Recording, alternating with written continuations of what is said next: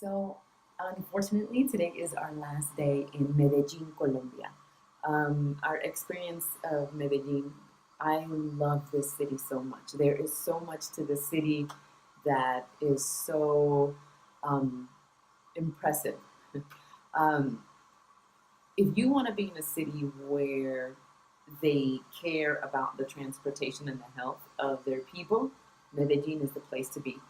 We just found out that there is, as we were driving through the city, we saw that there was a lane on the road that was filled with bikes, people riding their bikes, and mind you, it's drizzling out today, and it was kind of weird. And I had asked about it, and the taxi guy told us that every Sunday they close the road from 7 a.m. to 1 p.m.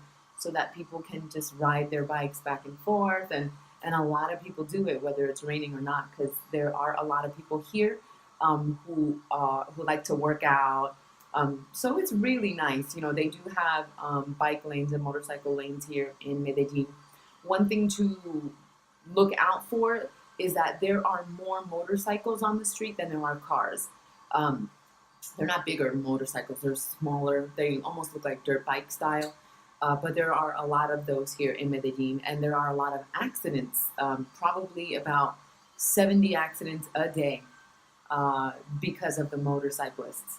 And 15 out of those 70, I would say, get injured really bad.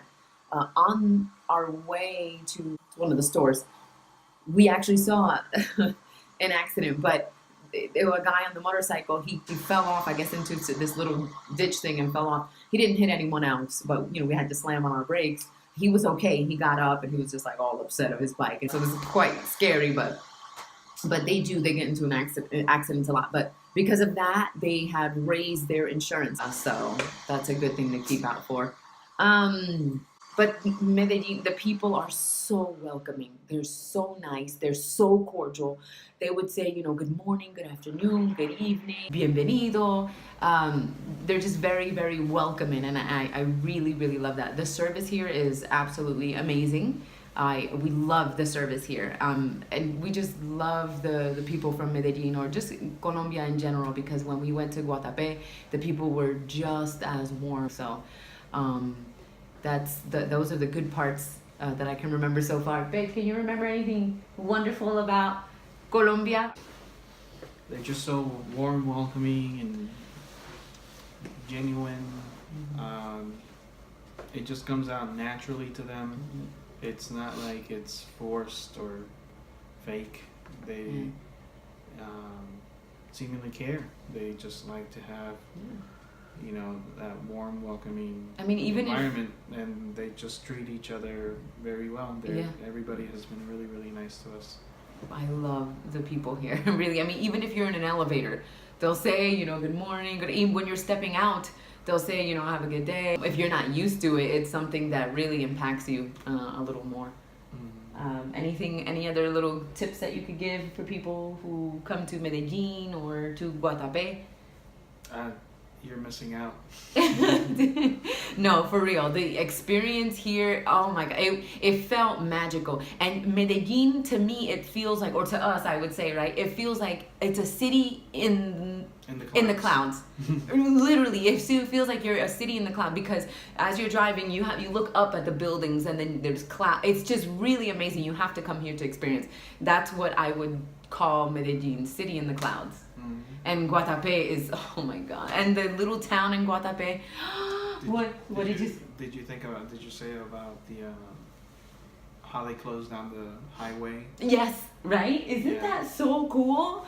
In the mornings, on Sunday mornings, they close the highways. And they just ride bikes. I told them about and that. It's packed. It's got a lot of people riding bicycles. And it was drizzling too. Yeah, can you imagine if people were still, like, a lot of them so outside. It was, like, what's There's going on? checkpoints with a lot of police people. Yeah. So it's safe. It's very interesting. It's something that all the cities should kind of given a task to do. So it encourages people to go outside, to go exercise. It's a very active, fit, active city. Yes. Colombians here love to exercise.